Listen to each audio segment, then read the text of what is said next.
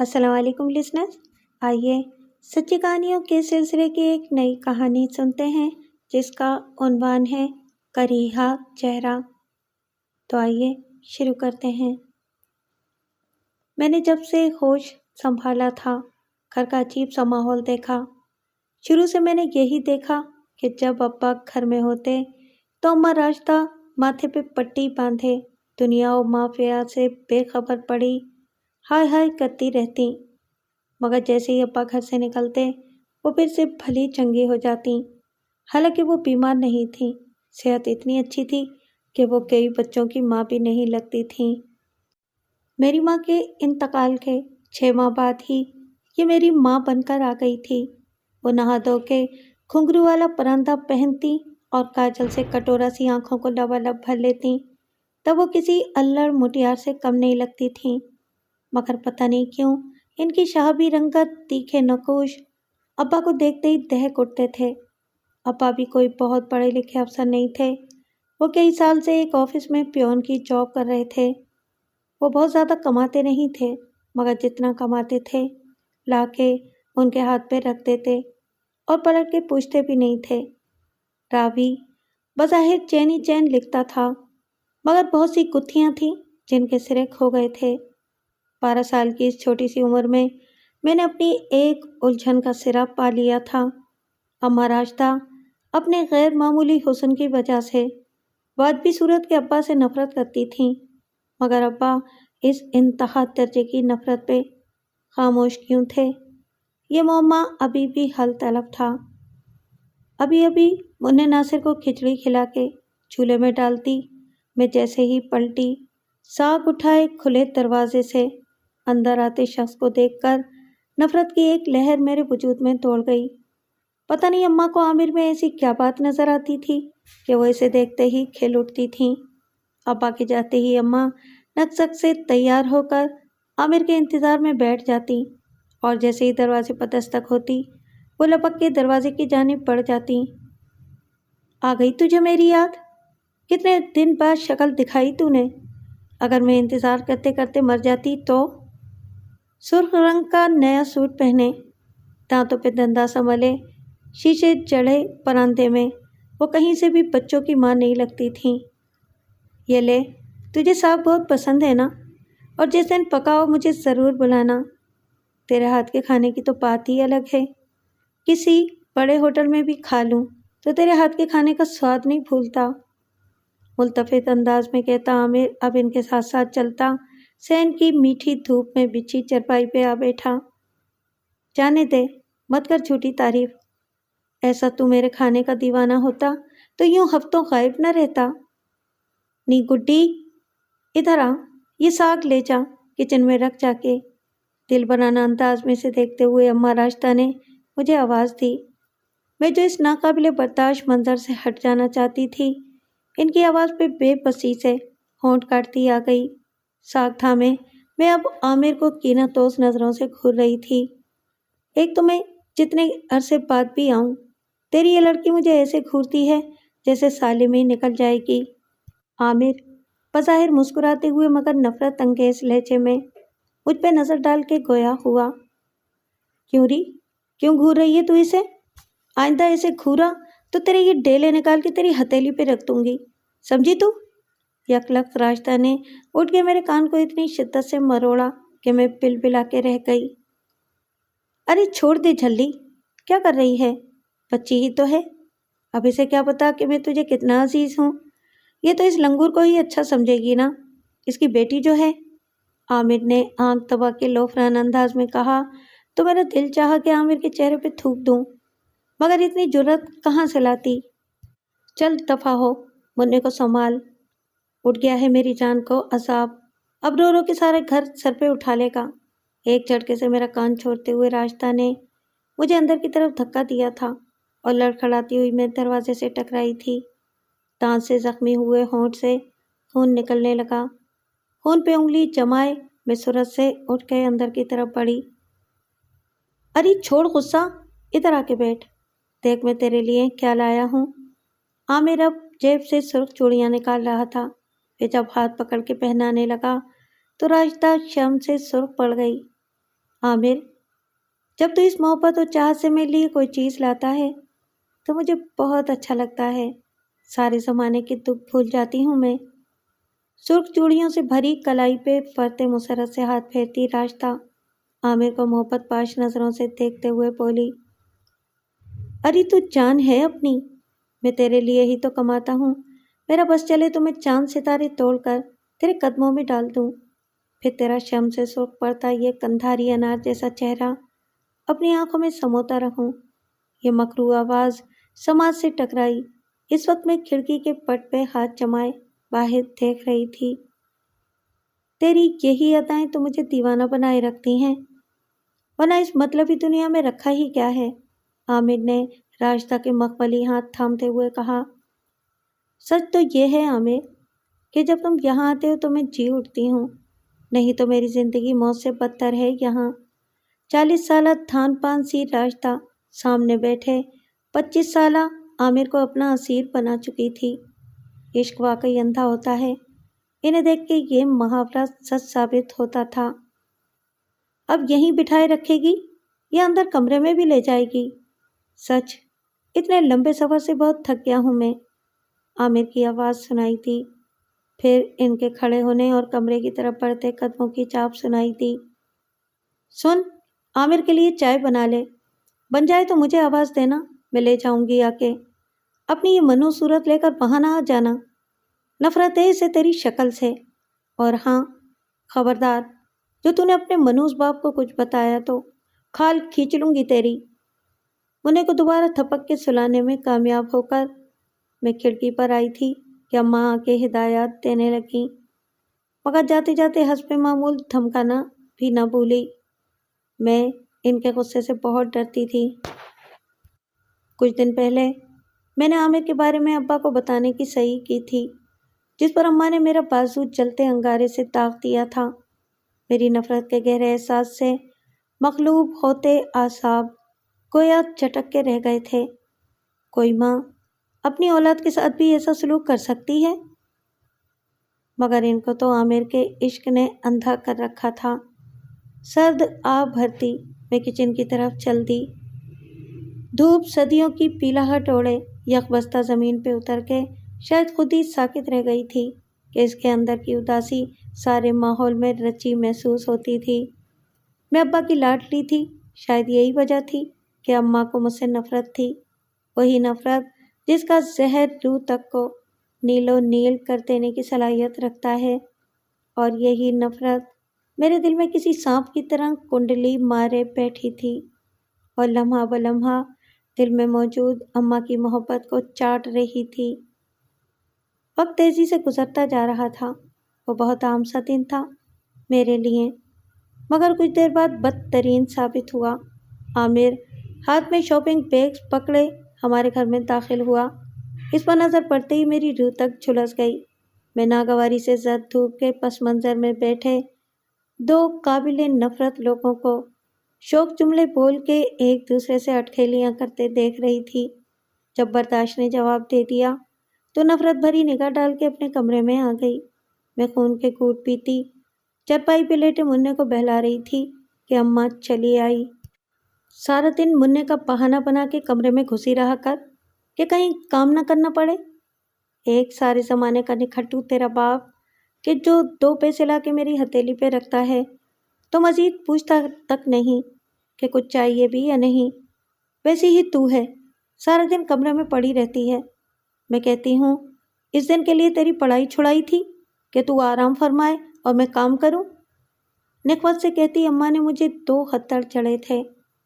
اماں کتنی بار کہا ہے میرے سامنے ابا کو کچھ مت کہا کر، جو کام ہے وہ بتائیں میں کر دیتی ہوں۔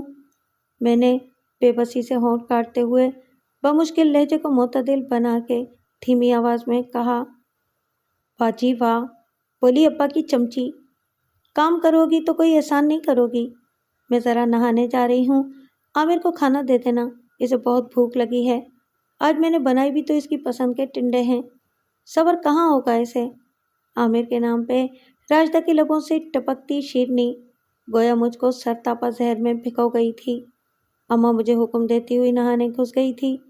میں ناچار کچن میں آ گئی۔ کھانا گرم کر کے اماں کے کمرے میں چلی آئی، جہاں بیڈ پہ نیم تراز عامر ٹی وی پہ چل رہی نیوز میں مگن تھا۔ مجھے دیکھ کے اس کی آنکھیں چمکنے لگیں۔ مجھ کو اس کی آنکھوں سے کراہیت محسوس ہوئی۔ چھوٹا سا ٹیبل بیڈ کے پاس گھسیٹتے ہوئے میں نے اس پہ کھانے کی ٹرے رکھ دی۔ ارے بھاگ کہاں رہی ہو؟ یہاں بیٹھو نا، مل کے کھانا کھاتے ہیں۔ اس کے اس جملے نے میرے تن بدن میں آگ لگا دی۔ میں اس کے سامنے ٹرے تقریباً پھینکتے ہوئے دروازے کی طرف بھاگی تھی، جو معمولی نقص کی وجہ سے خود بخود بند ہو جاتا تھا۔ دروازے پر پہنچ کر میں نے پلٹ کے ایک نفرت انگیز نظر اس پہ ڈالی اور تیز آواز میں بولی، نہیں مجھے بھوک نہیں ہے۔ اس سے پہلے کہ میں اس گھٹن زدہ کمرے سے نجات پا لیتی کہ عامر پھر پکار اٹھا، ارے تم نے کھانے کے ساتھ پانی تو رکھا ہی نہیں، جا پانی لا دے۔ میں نے اس کے لہجے پہ غور کیے بنا مڑ کے دیکھا۔ واقعی ٹرے میں پانی نہیں تھا۔ کچھ ہی دیر میں میں نے پانی لا کے ٹرے پہ رکھا تو عامر نے میرا ہاتھ پکڑ لیا۔ یہ کیا بدتمیزی ہے، چھوڑو میرا ہاتھ۔ قہربار نظروں سے اسے گھور کر میں نے جھٹکے سے ہاتھ چھڑایا اور اس سے پہلے کہ باہر کی جانب بھاگتی، عامر نے پھر جھپٹتے ہوئے میرا ہاتھ پکڑ کے اپنے پاس بٹھا لیا۔ بیٹھ جانا، کیوں ڈرتی ہے مجھ سے؟ کھا تھوڑی جاؤں گا تجھے۔ نازک کلائی پہ اپنی آہنی انگلیاں کاڑے وہ خباثت سے مسکرا رہا تھا۔ ٹھیک اسی وقت ابا کمرے میں داخل ہوا اور اندر کا منظر دیکھ کے ان کا چہرہ دھواں دھواں ہو گیا۔ وہ وہیں سے دھاڑتے ہوئے اماں کو آواز دینے لگے۔ میں فوراً سنبھل کے کھڑی ہوئی تھی، باپ کی آنکھوں میں شک کے پھن پھیلائے کھڑے ناک دیکھ کے گویا میری ساری ہمت ٹوٹ گئی۔ عامر بھی متوحش تک اٹھ کے کھڑا ہو گیا تھا۔ اسے نہیں پتا تھا کہ اب کیا ہونے والا ہے، مگر اسے اماں کی عیاری پر پورا بھروسہ تھا کہ اب بھی وہ معاملہ کسی نہ کسی طرح سنبھال لے گی۔ کھلے دروازے سے اندر آتی اماں گویا شمشاد سے زیادہ متعجب تھی۔ تو شمشاد علی، آج کھل ہی گئے تم پہ تمہاری اولاد کے کرتوت؟ دیکھ لو، اپنی آنکھوں سے بڑا مان تھا نا تجھے اپنے خون پہ؟ لوگوں کی سنی سنائی پہ مجھے الزام دینے لگتے تھے۔ اماں نے گویا مجھے زندہ درگور کر دیا تھا۔ مجھ کو لگا یہ سیاہ ترین دن اپنی تمام ہولناکی سمیت مجھے نگلنے کو تیار ہے۔ ایسا کچھ نہیں ہے ابا، میں تو اسے کھانا دینے آئی تھی، میرا اسے کوئی تعلق نہیں، میں تو اماں کے کہنے پہ۔ لرزتے کانپتے ہونٹ تب ساکت ہوئے جب اماں نے آگے بڑھ کے میرے گال پہ تماچا مارا۔ بکواس کرتی ہے آوارہ لڑکی، اپنا جرم میرے سر منڈ رہی ہے، جبکہ میں تو خود تجھے کتنی بار منع کر چکی ہوں کہ ہمارے سروں پہ خاک مت ڈال، پھر بھی تو اسے بلاتی رہی۔ اماں کے تھپڑ نے میرا منہ گھما کے رکھ دیا تھا۔ بے یقینی سے ماں کو دیکھتی میں اپنے الفاظ بھول گئی تھی۔ یاد تھا تو بس یہ کہ میرے دل میں جمی نفرت کی دیمک آج میرے دل میں موجود راشدہ کی محبت کو مکمل نگل چکی تھی۔ میں نے نفرت انگیز نگاہ ماں پہ ڈال کے اپنے باپ کی طرف دیکھا، جبکہ شمشاد علی جو لوگوں کی باتوں میں آ کر دل میں راشدہ کے لیے کینہ پال بیٹھا تھا، آج خود اپنے خون کو قصوروار دیکھ کے ڈھیسا گیا تھا۔ کچھ کہنے کی ضرورت نہیں، کہنے کو اب کچھ باقی بھی نہیں۔ گڈی، آج تو نے مجھے میری ہی نظروں میں شرمندہ کر دیا۔ میں آج ہی تیرا نکاح کر کے اس غلاظت سے اپنے گھر کو پاک کر دوں گا۔ میں نے آگے بڑھ کر کچھ کہنا چاہا تھا، جس پہ ہاتھ اٹھا کے روکتے ہوئے ابا پہلے مجھ سے اور پھر سر جھکائے کھڑے عامر سے مخاطب ہوتے ہوئے تیز قدموں سے گھر سے نکلتے چلے گئے۔ دفع ہو جاؤ اب تم بھی یہاں سے، پڑی آئی مجھ پہ الزام لگانے والی۔ کہا تھا نا، مجھے الزام دو گی تو کہیں کا نہیں رہنے دوں گی۔ فاتحانہ انداز میں مجھے دیکھتی ہوئی راشدہ بولی، جبکہ قسمت پہ ماتم کرتی میں اٹھ کے شکستہ قدموں سے اپنے کمرے کی طرف چل دی۔ اسی شام سادگی سے عامر سے نکاح کر دیا گیا تھا۔ وہ جس کے جہیز کے نام پر ابا آئے روز کوئی نہ کوئی چیز لیے گھر آتے تھے، اسے 2 کپڑوں میں ایسے شخص کے سنگ رخصت کر دیا گیا تھا جسے میں ٹھیک سے جانتی بھی نہیں تھی۔ صرف اتنا جانتی تھی کہ عامر نامی یہ شخص فٹ پاتھ پر بیٹھ کر بچوں کے سستے کھلونے بیچا کرتا ہے، سونف چھالیاں بیچتا ہے۔ وہ کیسی رخصتی تھی جس میں دعائیں اور آنسو نہیں تھے، بلکہ فاتحانہ مسکراہٹ، شرمندگی اور نفرت کے سوا کچھ نہیں تھا۔ میں اس دہلیز سے یوں بے دخل ہوئی تھی جیسے کوئی بے خطا مجرم بنا کوئی دلیل سنے زندہ تربور کر دیا گیا ہو۔ میری میکے سے جیسی عجیب رخصتی ہوئی تھی، اسی طرح سسرال میں سواگت بھی عجیب تر تھا۔ عامر ہاتھ تھامے گاؤں کی گلیوں سے گزرتا جس دروازے کے سامنے رکا تھا، وہ ہزار دستک کے بعد بھی کھلنے کا نام نہیں لے رہا تھا۔ دستک اتنی بلند تھی کہ رات کے سناٹے میں گونجی، کئی لوگوں کو گھر سے نکل کے تماشا دیکھنے لے آئی، مگر اندر بیٹھے افراد کے کان پہ جوں تک نہ رینگی۔ اے باولے، کہاں سے آ رہا ہے تو اس وقت، اور یہ کون ہے تیرے ساتھ؟ ایک عورت نے افتاؤں خیزاں اپنے گھر سے نکلتے ہوئے ملگجے سے سیاہ سوٹ میں ملبوس سراسیمگی کے عالم میں کھڑی نوخیز چہرے والی لڑکی کو دیکھ کے اس سے پوچھا تھا۔ ماسی، شہر سے آ رہا ہوں، بیوی ہے یہ میری، شادی کر لی ہے میں نے اس سے۔ تو یہ بتا، یہ لوگ دروازہ کیوں نہیں کھول رہے؟ پیشانی مسلتے ہوئے وہ آس پاس جمع ہوتے مجمع کو متفکر نگاہوں سے دیکھتا، ایک بار پھر لکڑی کے خستہ دروازے پہ لٹکی زنجیر بجانے لگا، جبکہ اس کی بات پہ حاضرین میں چہمگوئیاں ہونے لگیں۔ ہاں، شادی کرایا، دفعہ، اس نکمے کو دے کس نے دی اپنی حور جیسی بیٹی؟ کوئی عقل کا اندھا ہی ہوگا، کسی نے بلند آواز میں تبصرہ کرتے ہوئے اپنے گھر کی راہ لی تھی۔ باقی سب کے تبصرے بھی اس سے چندہ مختلف نہ تھے۔ میں نے کرب سے آنکھیں موند لیں۔ ماسی، اس حرام خور سے بول دفع ہو جائے یہاں سے۔ بہت بڑی ریاست کا شہزادہ ہے نا، جو شادی کر کے ایک اور مفت خوری لے کے ہمارے سروں پہ سوار ہوا ہے۔ نہیں کھلے گا دروازہ، چاہے قیامت تک کھڑا رہے تو۔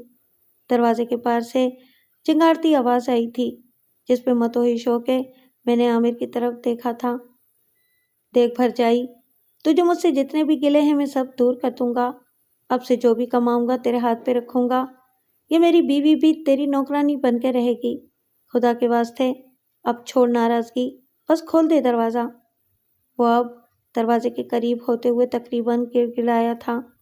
میں نے حیرت سے اپنے مالک و مختار کو دیکھا، جو مجھے بے قیمت لونڈی کی طرح کسی اور کی خدمت میں دینے کے وعدے وعید کر رہا تھا۔ نہیں کھولوں گی، دفع ہو جائے یہاں سے، لے جا اپنی ہوتی سوتی کو بھی۔ پتہ نہیں کن لچھنوں کی ہے، جو ماں باپ نے بنا کوئی چھان پھٹک کیے تجھ جیسے نکھٹو کے پلے باندھ دیا۔ اندر سے آتے دل خراش جملے جیسے میری روح تک کو زخمی کر رہے تھے، یوں جیسے میں مجمع میں بے ردا کھڑی ہوں اور دنیا دامن بھر بھر کے خاک میرے سر میں ڈال رہی ہو۔ دروازہ تو کھول دے، جو تو کہے گی میں کروں گا، وہ شخص اب دروازے سے سر ٹکراتے ہوئے بولا تھا۔ کھول دے دروازہ، اتنی سنگ دل مت بن۔ دیکھ یہ نمانی کیا سوچے گی کہ سسرال میں کیسا سواگت ہوا اس کا۔ اس بار ماسی عنایتہ نے آگے بڑھ کے دروازہ بجایا تھا۔ اچھا، جو کہوں گی کرے گا؟ تو یوں کر، میرے پیروں کو ہاتھ لگا کے مجھ سے معافی مانگ، اور یہ عہد کر کہ آج کے بعد جو بھی کمائے گا مجھے دے گا، اور تیری بوٹی میری خادمہ بن کے رہے گی۔ دروازہ کھولتی بھرجائی نے نخوت سے کہا تو میں نے اپنی لبالب پانیوں سے بھری کٹورا سی آنکھیں سامنے کھڑی گہری سانولی رنگت کی عام سے نقوش کی مالک عورت پہ ٹکا دیں۔ جب نصیب میں کجی ہو تو انسان پہ مصائب کے گدھ مسلط ہو جاتے ہیں، جو اس کے دل و دماغ سے سکون نوچ کھاتے ہیں۔ کبھی کی پڑی ہوئی بات سوچتے ہوئے کرب سے جھنجھناتے اعصاب شل ہو گئے۔ میں نے متورم آنکھوں سے اس عورت کے پیروں کو چھو کے روتے ہوئے وعدے وعید کرتے اپنے شوہر کو دیکھا۔ میرے پیچھے دبی دبی سی مسکراہٹیں گونجی تھیں۔ چل ٹھیک ہے، آجا اندر، مگر یہ مت سمجھنا کہ اس گھر میں تمہیں مفت میں ٹھوسنے کو ایک دانہ بھی ملے گا۔ یہاں تم کماؤ گے تبھی کھانا ملے گا، ورنہ نہیں۔ کمرے کی طرف بڑھتی عورت نے پلٹ کے تنفر سے کہا تھا۔ ٹھیک ہے بھرجائی، ٹھیک ہے، کہہ جو دیا، آج کے بعد وہی ہوگا جو تیرا حکم ہوگا۔ تو اسے کمرے میں لے کے چل، میں ذرا بھا سے مل لوں۔ خوش آمدی انداز میں کہتا وہ ایک جانب بڑھ گیا تھا، جبکہ وہ عورت مجھے کمرے میں چھوڑ گئی۔ میں اس وقت چھوٹے سے کمرے میں بیٹھی تھی، جو بغیر کسی پلاسٹر، بغیر کسی رنگ و روغن کے پیلے بلب کی ملگجی سی روشنی میں کسی قدیم کھنڈر سے مشابہ لگ رہا تھا۔ وہ شاید اسٹور کے طور پہ استعمال ہوتا تھا۔ ہر فالتو چیز وہاں بے ترتیبی سے بکھری تھی۔ دائیں جانب زنگالو ٹرنک تھے جن پہ کٹے پھٹے مٹیالی سی رنگت کے غلاف تھے جو شاید اتنا دھل چکے تھے کہ ان کا ڈیزائن تک غائب ہو گیا تھا۔ بائیں جانب گھر کی پرانی اور خراب چیزیں مٹی میں اٹی رکھی تھیں، جیسے سلائی مشین، ٹوٹی پھوٹی بالٹی، ٹوٹے سلیپر وغیرہ۔ میری چرپائی پہ بھی ڈھیروں لائنی چیزیں تھیں، جیسے پرانا کنگھا، 2 حصے میں بٹا شیشہ جسے ٹیپ سے جوڑنے کی ناکام کوشش کے بعد یہاں پھینک دیا گیا تھا۔ کمرے میں بچھی واحد چارپائی پہ بدبو لٹاتے بستروں کا ڈھیر تھا جسے سمیٹ کے میں ٹانگیں لٹکا کے بیٹھی تھی۔ میری نگاہ جالے لگی دیواروں اور ٹیئر گارڈر سے ہوتی چھت سے ہوتی مٹی سے اٹے فرش پہ پڑی۔ یکدم کوئی چیز ٹرنک کے نیچے سے نکلتی ہوئی باہر کی طرف بھاگی۔ میں نے غور کیا اور میری سانس خشک ہو گئی۔ بلی کے بچے کے سائز کا چوہا ٹرنک کے نیچے چھپا بیٹھا تھا۔ میں نے یکلخت اپنی ٹانگیں اوپر کر کے گھٹنوں میں سر دے دیا تھا۔ چلوتے اعصاب پہ قابو پاتے ہوئے میں نے خود کو پرسکون کرنا چاہا۔ تبھی ایک چھپکلی میرے سر پہ گری اور اجلت میں رینگتی ہوئی وہیں کہیں غائب ہو گئی۔ میری چیخ جیسے حلق میں ہی کہیں گھل کر رہ گئی۔ میں ہاتھوں میں چہرہ چھپائے پاس ہی پڑے بستروں کے ڈھیر سے ٹیک لگا کے بیٹھ گئی۔ اکڑی ہوئی کمر کو کچھ سکون ملا تھا۔ واہ شہزادی صاحبہ، کیا مسند لگا کے بیٹھی ہیں؟ اگر دلہناپے کا شوق پورا ہو گیا ہو تو اٹھ کے اپنے اور اس کمینے کے لیے روٹیاں بنا لو کہ ان ناز نخروں سے تو پیٹ بھرنے والا نہیں۔ بھرجائی استہزائی انداز میں کہتی پلٹی تھی۔ میں بنا ایک لفظ کہے اٹھ کے باہر آ گئی۔ صحن کے ایک کونے میں مٹی کا چولہا تھا جسے اپلوں سے چلانا تھا۔ یہ کام میں نے زندگی میں کبھی نہیں کیا تھا۔ آدھے گھنٹے میں نے چولہا جلایا تھا۔ چولہا ابھی بھی ٹھیک سے نہیں جلا تھا، سارے صحن میں دھواں پھیل چکا تھا۔ تیرا بیڑا غرق، یہ کیا کر رہی ہے؟ ابھی تک ایک روٹی بھی نہیں بنائی؟ چل ہٹ یہاں سے، میں آگ جلاتی ہوں۔ بدبخت، اپنے جیسی نکمی بیاہ کے لایا ہے، عورت نے پوری طرح کھانستی ہوئی مجھ کو پاؤں کی ٹھوکر سے دور ہٹایا اور دیور کو کوسنے لگی۔ مجھ کو جیسے وہ ٹھوکر دل پہ لگی تھی۔ آنسو بھری آنکھیں ہاتھ کی پشت سے پوری طرح رگڑتی اور کھڑی ہوئی۔ لے جل گئی ہے آگ، اب روٹیاں بھی بنانی آتی ہیں یا وہ بھی نہیں سکھائی تمہاری اماں نے؟ ماں ہے بھی تمہاری یا لاوارث ہے تو؟ کیونکہ ماں ہوتی تو یوں تجھے اندھے کنویں میں نہ پھینکتی۔ بھابھی نے منٹوں میں مہارت سے آگ جلائی تھی۔ میں اس کی بات کو نظر انداز کرتی اس کی جگہ پیڑھی پہ بیٹھ کے پاس رکھ کے آٹے کے پیڑے بنانے لگی۔ میری طرف سے کوئی جواب نہ پا کے بھابھی پل کھاتی پلٹی تھی۔ بڑا غرور ہے بھائی، مگر جانتی نہیں کہ بالک کس سے بڑا ہے؟ 2 دن میں ساری ہیکڑی نکال نہ دی تو میرا نام نہیں۔ بڑبڑاتی ہوئی وہ اپنے کمرے میں گھسی تھی۔ اس رات میں نے 10 روٹیاں بنائی تھیں۔ میری باری آنے پہ گندھا ہوا آٹا ختم ہو گیا۔ صبح سے حلق سے ایک کھیل نہیں گزری تھی۔ پل کھاتی انتڑیوں کو صبر کا جام پلاتی میں اٹھ کے اس تاریک غار نما کوٹھی میں آ گئی۔ دوسرے دن میں نے کمرے کی صفائی کی تھی، چونکہ کمرے میں خالی اینٹیں جڑی تھیں سو مجھے ہمت کرنی پڑی۔ صحن میں پڑی مٹی کا گاڑا آمیزہ بنا کے میں نے کمرے کی سب درزیں بھر دی تھیں۔ کاٹ کباڑ ایک طرف لگاتے ہوئے میں نے اسٹور کو کمرے کی شکل دے ہی دی تھی۔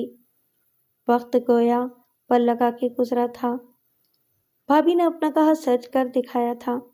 زندگی میرے لیے موت سے بدتر کرتی تھی، مگر میں تو جیسے حرف شکایت زبان پہ لانا ہی بھول گئی تھی۔ خدا نے مجھ کو ایک بیٹے سے نوازا تھا۔ شوہر اب بھی اپنی فطرت پہ قائم تھا، کبھی ہفتوں شہر سے نہ پلٹتا اور کبھی انواع و اقسام کی اشیاء تھیلوں میں بھرے بھرجائی کے پاس حاضر ہو جاتا، مگر میرے لیے حرف تسلی کے سوا کچھ نہ لاتا۔ زندگی میرے لیے تب تک کٹھن تھی جب تک میرے پاس روحان کی صورت میں سہارا موجود نہیں تھا۔ میں بھوک بھی تب تک کاٹ لیتی تھی جب تک اکیلی تھی۔ حالات اور بچے نے مجھے بہت مضبوط بنا دیا تھا۔ جب عامر ہفتوں گھر سے غائب رہتا تو بھابھی مجھ پر رزق اور زندگی تنگ کر دیتی۔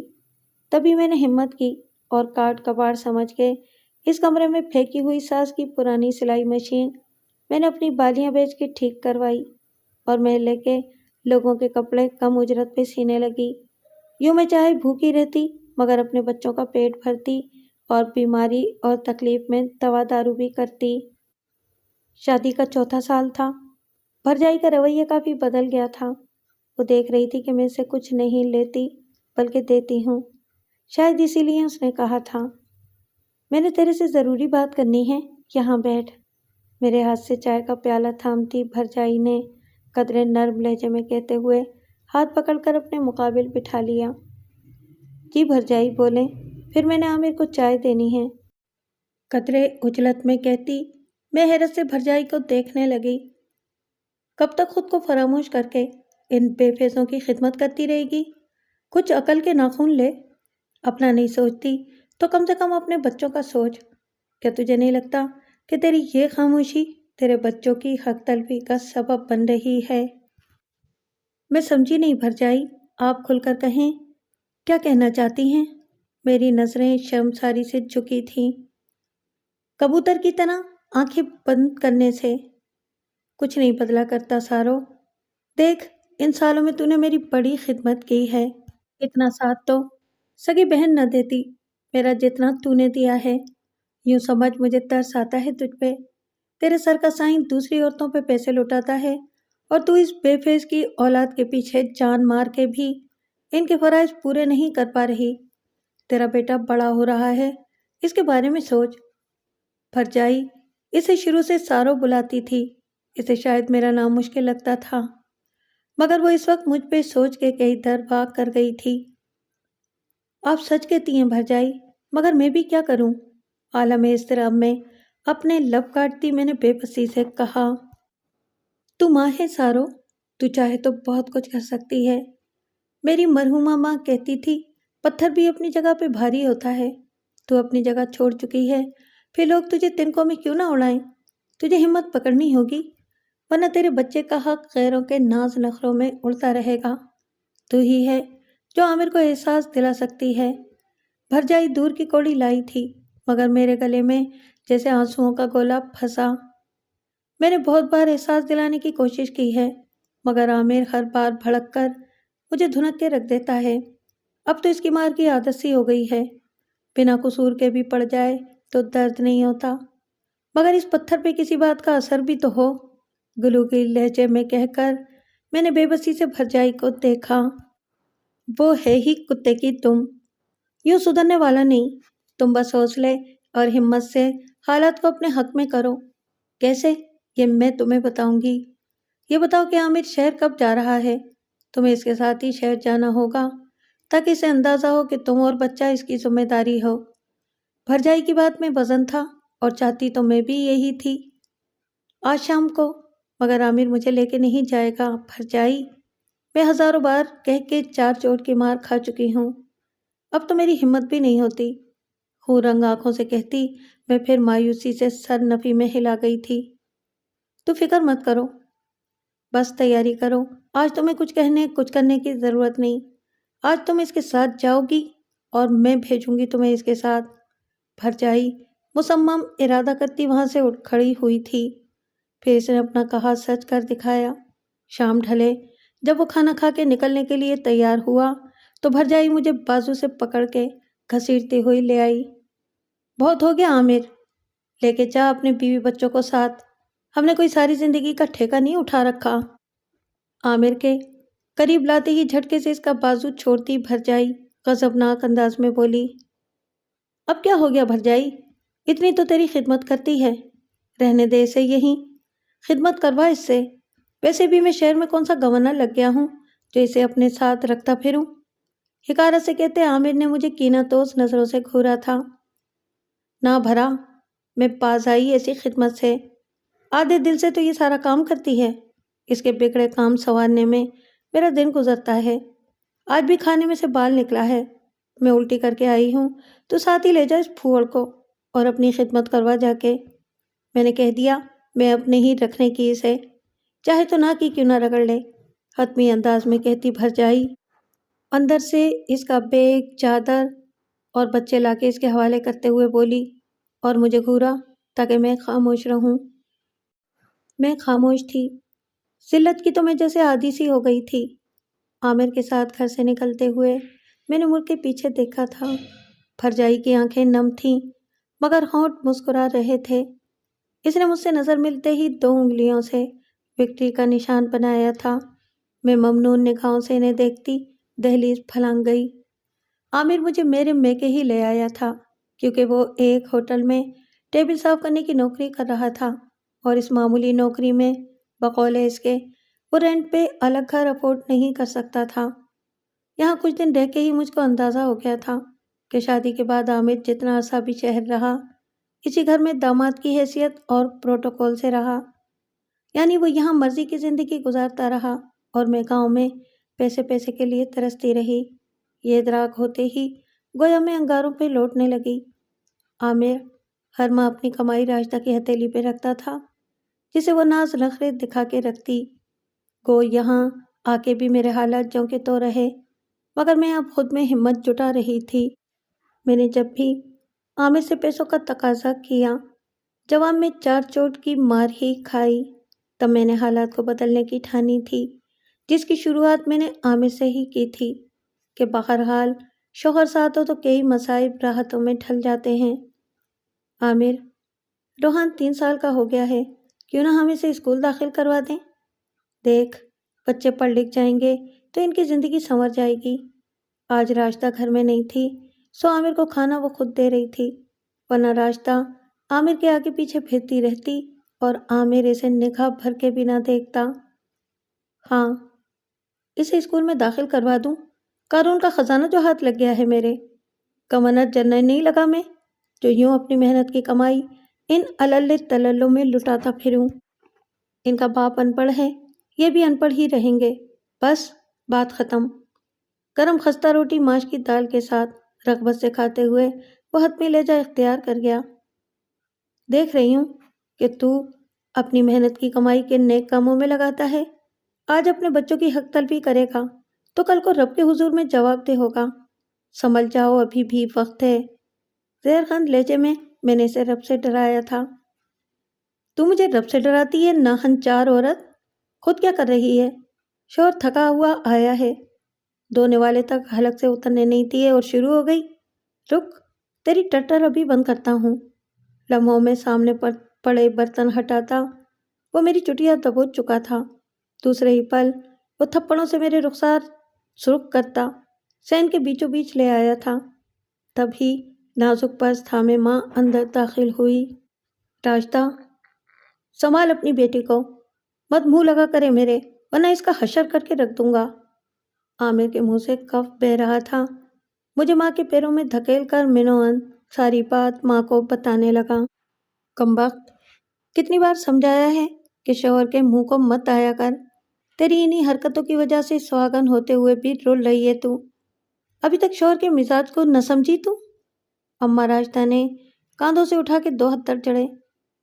تم تو رہنے ہی دو، میرے اتنے برے دن نہیں آئے کہ ایک ایسی عورت سے گھر گرہستی سمجھوں جو تجھ جیسی خائن ہو، جو خود عورت کے نام پر دھبا ہو۔ تو میرا منہ نہ ہی کھلوائے تو تیرے لیے اچھا ہوگا، میں ہذیانی انداز میں چیخ رہی تھی۔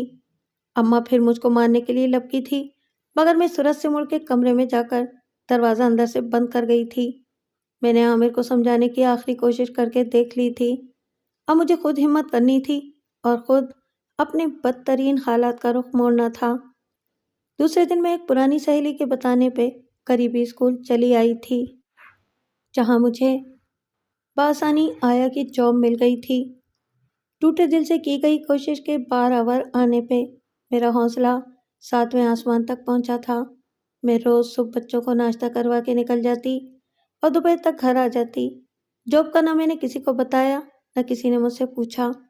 ہاں، یہ ضرور ہوا کہ باہر سے پتہ لگنے پہ عامر نے ایک بار پھر میری ہڈیاں سینک کے رکھ دی تھیں، مگر میں بے حس ہو چکی تھی۔ مجھے اب جنون تھا تو بس ایک کہ مجھے اب عامر کی آس پہ نہیں بیٹھنا تھا۔ میری ہر آس خدا کے در سے جڑ گئی تھی اور وہی تو تھا جو سب کی امیدوں پہ پورا اترنے کی صلاحیت رکھتا تھا۔ سو اس نے میرے دل سے تمام خوف نکال باہر کیے۔ انہی دنوں میرے مٹی کے مادھو باپ میں بھی جنبش ہوئی تھی۔ انہوں نے میرے چہرے پہ پڑے نیل دیکھ کے عامر سے سخت لہجے میں جواب مانگا تھا، جس پہ لڑ جھگڑ کے عامر مجھے لیے کرائے کے گھر پہ اٹھایا۔ نوکری کے دوسرے ہی ماہ میں نے بیٹے کو اسکول میں داخل کروا دیا تھا۔ میں اب اپنا اور اپنے بچے کا خرچ اٹھاتی تھی۔ عامر کے 1000 کہنے پر بھی میں نے جاب نہیں چھوڑی تھی، بلکہ میٹرک کے امتحان کی پرائیویٹ تیاری کرنے لگی۔ میری نوکری پہ خار کھائے بیٹھا عامر بات پہ بات مجھ پہ ہاتھ اٹھاتا۔ اس پہ بھی دل نہ بھرا تو جگہ جگہ سے قرض لے کر پیسہ اڑا کے وہ لوگوں کو گھر کا راستہ دکھانے لگا۔ عامر کا عیاشی میں لٹایا ہوا پیسہ کیسے واپس کر سکتی تھی؟ میں نے پھر عامر سے بات کرنے کی ٹھانی۔ ہاں تو دو نا انہیں پیسے، تم تو کماتی ہو، دے سکتی ہو۔ بلکہ اگر تمہیں کمانے کی لت لگی گئی ہے تو میں بتاتا ہوں نا تمہیں کمائی کا ذریعہ، جس سے نہ صرف تم میرا قرض اتارو گی بلکہ بہت سا پیسہ بھی بنا سکتی ہو۔ میری شکایت کرنے پہ لوفرانہ انداز میں آنکھ مارتے عامر نے اس انداز میں کہا کہ میں زمین میں کڑ کے رہ گئی۔ عامر کی یہ حرکت میرے صبر کے تابوت میں آخری کیل ثابت ہوئی تھی۔ میں اسی رات بچے لے کر اپنے بابا کے گھر آ گئی اور زاروں قطار روتے ہوئے اول دن سے آج تک حالات کہہ سنائے۔ ابا چکے برابر والی سریا کی زبانی بھی یہ جان چکے تھے کہ مجھ پر لگا الزام جھوٹا ہے، سو مجھے بے قصور مان کے میری ہر بات پہ ایمان لے آئے۔ دراصل اس سب میں سریا کی جاسوس فطرت کا ہاتھ تھا۔ اس نے ایک دفعہ راشدہ اور عامر کی باتیں سن لی تھیں۔ ابا نے مجھے بھرپور یقین دلایا تھا کہ مجھے اب عامر کی طرف سے کوئی تکلیف نہیں ملے گی، کیونکہ اب اس کا باپ ڈھال کی صورت میں اس کے سامنے کھڑا ہے۔ میں مطمئن ہو گئی۔ پھر بہت سا وقت گزر گیا۔ میں نے میٹرک کلیئر کر کے پرائیویٹ ایف اے کر لیا۔ میں اب اسی اسکول میں ٹیچر کی حیثیت سے جاب کر رہی تھی اور ساتھ ہی ساتھ بی اے کی تیاری بھی کر رہی تھی۔ عامر کا اس گھر میں داخلہ ممنوع ہو گیا۔ ابا بھی بیمار رہنے لگے تھے۔ بیماری کی حالت میں جب اماں ان کے سامنے رات کی بچی باسی روٹی اور کئی دن پرانا سالن جان بوجھ کے رکھتی تو میں خون کے گھونٹ پی کے رہ جاتی۔ میرے سراجو باپ نے زندگی صبر کا امرت پی کے ہی تو گزاری تھی۔ اس دن بھی میں انہی سوچوں میں غلطہ اسٹاف روم میں بیٹھی تھی کہ پیون بھاگا آیا۔ میڈم جلدی آئیے، حاشر نے عاطر کو دھکا دیا ہے اور اس کا بازو ٹوٹ گیا ہے، وہ چلائے جا رہا ہے، شاید اسے اسپتال لے جانا پڑے۔ پیون کے تیز لہجے پر میں گھبرا کے بھاگی تھی کہ دونوں میری ہی کلاس کے بچے تھے، سو میری ذمہ داری تھی۔ کلاس میں داخل ہوتے ہی میں ننھے عاطر کو گود میں لے کر باہر بھاگی تھی۔ پیون رکشہ روک چکا تھا۔ موٹر سائیکل پہ عاطر کو لینے آئے حکیم اخلاق احمد عاطر کے بے ہوش وجود کو ایک اجنبی مگر حواس باختہ عورت کی گود میں دیکھ کے تعجب میں رہ گئے۔ عاطر حکیم اخلاق احمد کا بھتیجا تھا۔ وہ چونکہ اپنے گھر میں ہی حکمت کی دکان چلاتے تھے، سو کبھی کبھی وہ عاطر کو اسکول لینے آ جاتے تھے۔ اس حادثے کے بعد میں روز عاطر کو دیکھنے اسپتال آنے لگی۔ حکمت کے ساتھ ساتھ اخلاق نے ایم اے اردو اور کئی کورسز بھی کر رکھے تھے۔ ماں باپ کے بعد انہوں نے خود کو پڑھائی میں اتنا گم کر لیا تھا کہ عملی زندگی میں آ کر بھی شادی جیسی حقیقی خوشی سے دور تھے۔ مگر اسپتال میں گزرے یہ کچھ دن مجھ سے شناسائی اور پھر دلی وابستگی کا باعث بنے تھے۔ عاطر کے مکمل ٹھیک ہونے پہ وہ روز عاطر کو اسکول لینے کے لیے آنے لگے۔ انہی دنوں انہوں نے سب ہمتیں مجتمع کرتے ہوئے مجھ سے پسند کا اظہار کر دیا اور بھائی بھابھی کو رشتے کے لیے بھیجنے کی خواہش بھی ظاہر کر دی، جس پہ افسردہ سی میں نے گلوگیر لہجے میں اپنے پہ بیتی سب قیامتیں اخلاق کے گوش گزار کر دیں کہ بہرحال مجھ کو جھکی جھکی نظروں والے اس قابل ترین شخص سے انسی ہنسی ہو چلی تھی۔ اخلاق میرے حالات سن کے افسردہ ضرور ہوئے تھے مگر قدم پیچھے نہیں ہٹائے تھے۔ ان کی اسی اعلیٰ ظرفی نے میرے دل میں ان کی محبت کی بنیاد رکھی تھی۔ اخلاق کے مشورے اور ابا کی بھرپور حمایت پہ میں نے عامر کو خلا کا نوٹس بھجوا دیا تھا۔ جب سے میں نے خلا لی تھی عامر نے ان گنت بار بچوں سے ملنے کی ناکام کوشش کی تھی۔ اسے اب پچھتاوے کے ناک ڈس رہے تھے مگر ابا ہر بار اسے دھکے دے کے نکال دیتے۔ انہی دنوں حکیم اخلاق کے بھائی بھابھی آ کے رشتہ ڈال گئے تھے۔ ابا کو یہ فیملی خاص کر اخلاق صاحب کی شرافت بہت بھاری تھی۔ انہوں نے ہاں کرنے میں دیر نہ کی۔ وہ پہلے ہی میرے ساتھ بڑی ناانصافی کر بیٹھے تھے، اب مزید کچھ بھی میری مرضی کے خلاف نہیں کرنا چاہتے تھے۔ انہوں نے ہاں کرنے سے پہلے میری رائے لی تھی، جس پہ میں مسکرا اٹھی تھی۔ میری مطمئن مسکراہٹ پہ وہ میرے سر پہ دستے شفقت رکھتے اٹھ کے اپنے کمرے میں چلے آئے۔ وقت گزرنے کے ساتھ ساتھ اماں کے غصے اور زبان درازی میں اضافہ ہی ہوا تھا۔ اماں کا اب ایک ہی کام تھا، گھر سے نکل کر عامر کے پاس پہنچ جاتی، جو انہیں دروازے سے ہی لوٹا دیتا۔ راجدہ کو اگر ڈھلتی عمر میں عامر کا عشق دیوانہ کیے دے رہا تھا، تو عامر کا بسا بسایا گھر اجڑنے کا پچھتاوا بھی اس کی شہرک کاٹے دے رہا تھا۔ وہ دونوں ہی زندگی کے ایسے موڑ پہ کھڑے تھے کہ جہاں نارسائی کسی خواہ شام بلا کی مانند ان کا کلیجہ نوچ چکی تھی۔ ان کے مقدر کی ٹوٹ پھوٹ ان کی ذات کے حصے بکھرے کر کے انہیں اس مقام تک لے آئی تھی۔ یہ وہ مقام تھا جس کے آگے دو راہ تھا۔ یہی وہ کیفیت تھی جس میں انسان یا سنور جاتا ہے یا بھٹک جاتا ہے۔ عامر کو سچی خوشی کے کھو جانے نے سنوار دیا تھا، جبکہ اماں اپنے خود ساختہ عشق کے بت کی پرستش میں آج بھی بھٹک رہی تھی۔ میری شادی کی تاریخ ٹھہرا دی گئی تھی۔ ابا نے اچھا خاصا اہتمام کر رکھا تھا۔ وہ میری شادی اپنی بساط کے مطابق دھوم دھام سے کرنا چاہتے تھے۔ شادی میں سارا خاندان مدعو تھا۔ وہ بہت دیر اپنے کمرے میں آرام کرنے کے بعد اٹھ کے میرے کمرے میں چلے آئے، جہاں روحان اور ثنا گھیرا ڈالے بیٹھے تھے۔ آج میں نے BA کلیئر کر لیا تھا، سو آج میں بہت خوش تھی، مگر بابا کے انداز پہ ٹھٹک گئی تھی۔ بھائی بچوں، ذرا دیکھو تو تمہاری امی کیا کر رہی ہے؟ مجھے تمہاری امی سے کوئی ضروری بات کرنی ہے، پرشفقت انداز سے انہیں مخاطب کرتے ابا بیڈ کے پاس رکھی کرسی پہ برائے جمان ہوتے ہوئے بولے، تو بچے سر ہلاتے کمرے سے نکل گئے۔ خوش رہو ہمیشہ، اللہ میری بیٹی کو ہمیشہ خوش رکھے۔ اچھا کیا جاب سے ریزائن کر دیا تم نے، نرم لہجے میں تمہید باندھتے ہوئے ابا نے دعا دی تھی۔ جی ابا، ریزائن لیٹر تو کل سمرین کو دے دیا تھا۔ آپ کو بھوک لگی ہوگی، کھانا لاؤں آپ کے لیے؟ اپنے کلیگ کا نام لے کر میں نے بابا کو مطمئن کیا، پھر یکلخت کچھ خیال آنے پہ ان سے پوچھتی میں اٹھنے لگی تھی، جب ابا نے پھر بیٹھنے کا اشارہ کیا۔ میں یہ پوچھنا چاہتا تھا کہ بچوں کا کیا سوچا تم نے؟ کل الحمدللہ تم اپنے گھر کی ہو جاؤ گی، تو بچوں کے بارے میں کیا فیصلہ کیا تم نے؟ خطرے سنجیدہ لہجے میں شمشاد صاحب نے استفسار کیا۔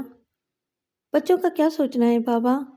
ظاہر ہے وہ میرے ساتھ ہی جائیں گے، بھلا وہ میرے بغیر کیسے رہ سکتے ہیں؟ ویسے بھی اس سلسلے میں میری بات ہو گئی تھی اخلاق صاحب سے، وہ بچوں کو رکھنے پہ آمادہ ہیں۔ میں نے اپنا فیصلہ سنایا تھا، جس پہ سوچ کی گہرائیوں میں ڈوبا ابا کا چہرہ پریشانی سے اٹ گیا۔ اگر میں تمہیں کہوں کہ بچوں کو یہیں میرے پاس چھوڑ جاؤ، تب کیا تم میری بات مان لو گی؟ ابا نے بغور میرا سنجیدہ پڑتا چہرہ دیکھ کے سوال کیا تھا۔ یہ کیسے ممکن ہے بابا؟ میں خود بچوں کے بغیر نہیں رہ سکتی، پھر بچے یہاں کس کے پاس چھوڑ جاؤں؟ اماں کی ذہنی حالت سے تو آپ واقف ہیں، میں نے سنجیدہ لہجے میں اپنے فیصلے کے محرکات سے آگاہ کیا۔ سائرہ بیٹی، کچھ رشتے مکڑی کے جال کی مانند نازک ہوتے ہیں، جہاں گرفت سخت ہوئی اپنی حیات کھو دیتے ہیں۔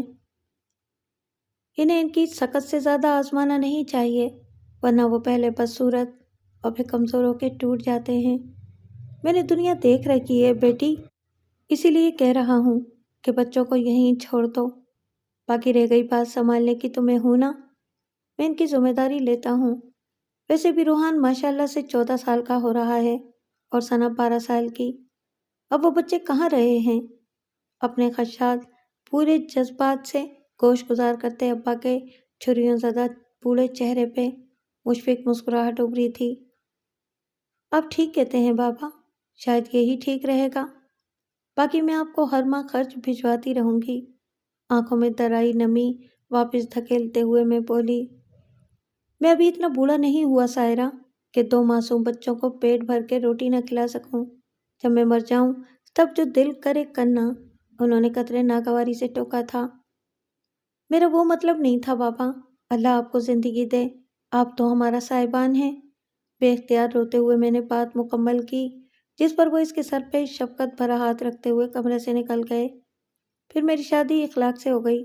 شادی کے 1 ہفتے بعد میں اخلاق کے بے حد اصرار پہ بچوں کو اپنے پاس لے آئی، مگر اسکول کھلنے پہ پھر واپس بھجوا دیا، کیونکہ یہی مناسب تھا۔ پھر بچے مجھ سے ملنے آتے جاتے رہے تھے۔ بلا شبہ اخلاق ایک بہت اچھے شوہر تھے۔ میرے سارے غم گویا انہوں نے پلکوں سے چن لیے۔ خدا نے ہمیں چاند سی بیٹی دی۔ شادی کے بعد ہی میں نے ایم اے انگلش کیا اور اسی ڈگری کی بنیاد پہ مجھے اسی اسکول میں جاب بھی مل گئی تھی، جہاں آج میں پرنسپل ہوں۔ وقت رفتہ نے بہت کچھ بدل دیا۔ میرے شفیق بابا اس جہان فانی سے رخصت ہو گئے۔ بچوں کو عامر پاؤں میں گر کے لے گیا تھا، وہ اب اچھا کمانے لگا تھا۔ اس نے بچوں کو اچھے اسکولوں میں تعلیم دلوانا شروع کر دی تھی۔ روحان اب آرمی جوائن کرنے والا ہے۔ عامر نے دوبارہ شادی نہیں کی۔ شاید رشتوں کو اپنی ناعاقبت اندیشی سے اپنے ہی ہاتھوں کھو دینے والے کیوں ہی تنہا رہ جاتے ہیں۔ اماں آج بھی عشق کے سراب کے تعاقب میں ہیں۔ شاید یوں بھٹکنا ان کے نصیب میں لکھا ہے۔ پھر بھی کہوں گی خدا انہیں معاف کرے۔